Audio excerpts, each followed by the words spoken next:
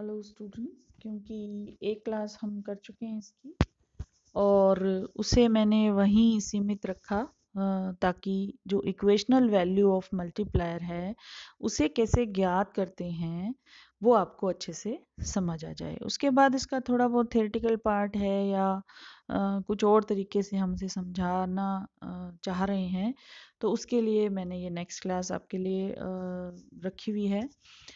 जब हमने ये ज्ञात कर लिया कि गुणक का मूल्य k is equal to 1/1 minus B हम कैसे निकाल सकते हैं समीकरणों की मदद से, तो उसके बाद हमने ये देखा कि अगर परीक्षा में सवाल आता है कि डेल्टा वाई ज्ञात करें, यदि डेल्टा आई दिया हुआ है और एमपीसी का मूल्य दिया हुआ है तो हम कैसे ज्ञात करेंगे।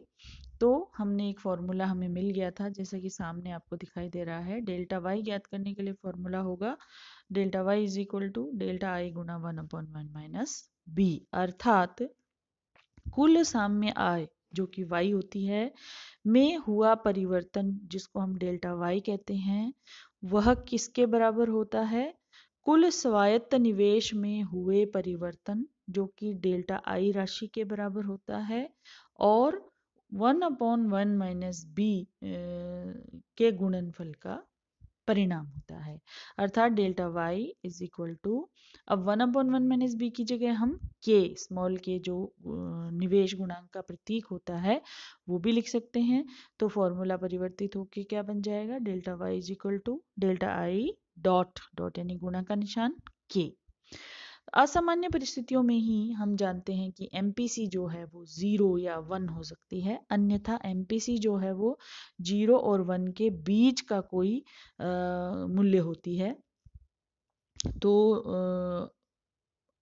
एमपीसी जो है यदि 0 हो या 1 हो तो गुणक जो है वो 1 या अनंत के बराबर हो जाता है, अन्यथा बी का जो आंकिक मूल्य है 0 से अधिक होता है और 1 से कम होता है, यानी 1 से कम होता है। तो इस कारण निवेश गुणक का मूल्य भी हमेशा ग्रेटर देन 1 रहता है, यानी निवेश गुणक का मूल्य 1 के बराबर क्या हो सकता है, यह भी एक प्रश्न है। क्या गुणक का मूल्य अनंत के बराबर हो सकता है, यह एक दूसरा प्रश्न है।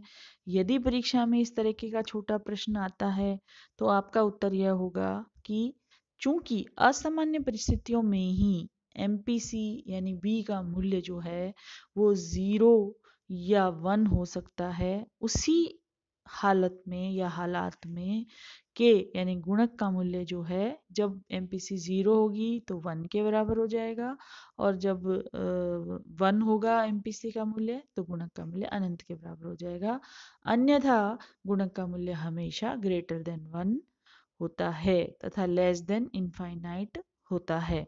अब हम इसे कैसे लिख सकते हैं? जो आगे आपको लाइन लिखी हुई है 1 is less than k is less than infinite, इसको हम कैसे पढ़ेंगे? इसको हम जो ब्रैकेट में लिखा है उसको वैसे पढ़ेंगे that k is greater than 1 but less than infinite. इस तरीके से रीड करते हैं इस इक्वेशन को।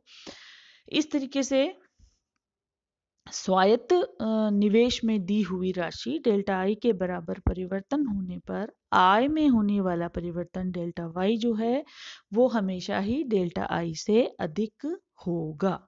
ठीक है, वो इसके इक्वलिटी नहीं होगा। इसको हम इस तरीके से समझ सकते हैं कि यदि 100 करोड़ के बराबर स्वायत्त निवेश अर्थव्यवस्था में डाला और बढ़ी हुई आय भी 100 करोड़ ही आएगी, तो नेक्स्ट ईयर क्या इन्वेस्टमेंट करेंगे हम? कुछ हमारे पास बचा ही नहीं है, क्योंकि हमने तो पहले से ही मान लीजिए कोई चीज़ अरेंज करके और निवेश किया था और अब बढ़ी हुई आय भी उसके बराबर ही आई तो हमें वो तो चुकाना पड़ेगा। तो हमारा जो निवेश है जितना हमने किया है उससे कई गुना राष्ट्रीय आय ज़्यादा बढ़कर आनी चाहिए, और वो आती है वो किसके बराबर? गुणक के मूल्य के बराबर। जब उसको मल्टीप्लाई हो जाता है तो उस तरीके से आती है। तो मल्टीप्लायर इस मान्यता पर आधारित है कि निवेश में परिवर्तन के फलस्वरूप आय में परिवर्तन आने के मध्य समय अंतराल नहीं है, यानी कि कोई टाइम गैप नहीं है। केन्स ने निवेश गुणक देते समय यह मान्यता रख ली थी। अब हम जो नेक्स्ट देख रहे हैं आपके सामने जो पेज खुला है वो है रेखा चित्रीय विश्लेषण किसका? निवेश गुणक का। तो रेखा चित्र में आप देख रहे हैं एक्स एक्सिस पे हमने राष्ट्रीय आय ली है, इनकम लिखा है वाई, और वाई एक्सिस पे हमने कंजप्शन और इन्वेस्टमेंट शो किया है।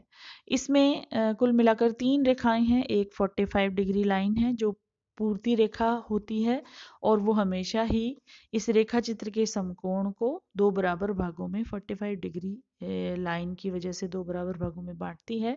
इसका मतलब यह होता है हमेशा कि x और y एक्सिस पे जो भी चर आपने लिए हैं वे इस रेखा जो y equal to C plus S 45 degree line पूर्ति रेखा है, इसके हर एक बिंदु पर दोनों बराबर होते हैं। लेकिन व्यवहार में ऐसा नहीं होता है। व्यवहार में ये इन दोनों में असंतुलन हो सकता है। वो हम कैसे ज्ञात करेंगे? वो हम अलग से उपभोग फलन और मांग वक्र इत्यादि खींच के ज्ञात करेंगे, जिससे हमें संतुलन बिंदु प्राप्त होगा। क्योंकि हम जानते हैं संतुलन वहां स्थापित होता है जहां कुल मांग कुल पूर्ति के बराबर रहती है। तो यहाँ हम देख रहे हैं कि पहली लाइन जो है जो पॉजिटिवली ढाल लिए हुए है और जो जीरो मूल बिंदु से भी शुरू नहीं हो रही है बल्कि वाई एक्सिस से शुरू हो रही है, वो है सी प्लस आई। क्योंकि उपभोग फलन हमेशा ही जीरो से शुरू ना होकर y के किसी धनात्मक बिंदु से शुरू होता है, ये आप जानते हैं, ये हम पहले भी एक क्लास कर चुके हैं। क्योंकि उपभोग फलन में a प्लस बी वाई होता है, वो जो a पोर्शन होता है स्वायत्त उपभोग का वो आय से स्वतंत्र होता है।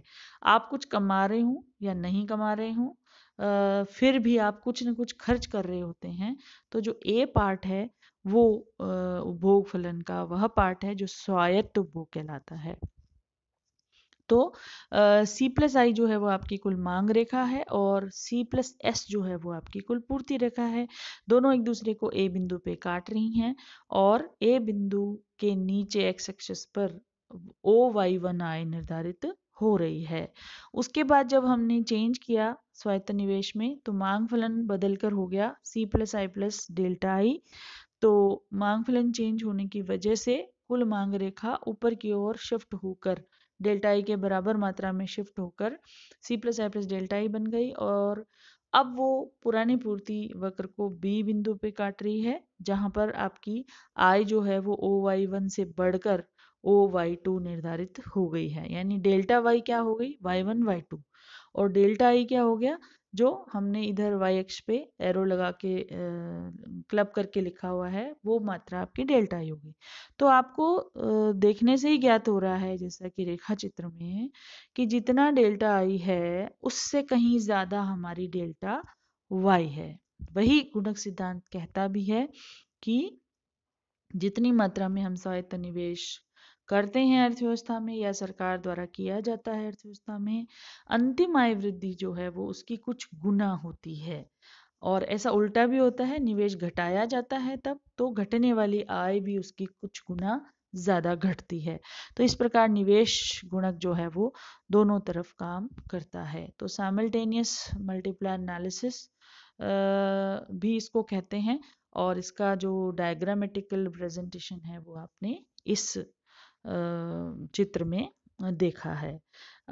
इसकी नेक्स्ट क्लास जो है जिसमें हम डायनामिक एनालिसिस ऑफ मल्टीप्लायर अध्ययन करेंगे वो मैं बाद में बताऊंगी, क्योंकि ये दोनों जो हैं मिलकर काफ़ी आपको पजल हो जाएगा।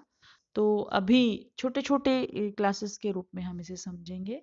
कोई आपको क्वेरी हो तो आप अपने व्हाट्सएप ग्रुप में डाल सकते हैं, वो मैंने आप सबके लिए ओपन छोड़ा हुआ है। कभी भी कोई भी समस्या हो आप उसमें लिख के मुझसे पूछ सकते हैं। तो तब तक के लिए थैंक्स।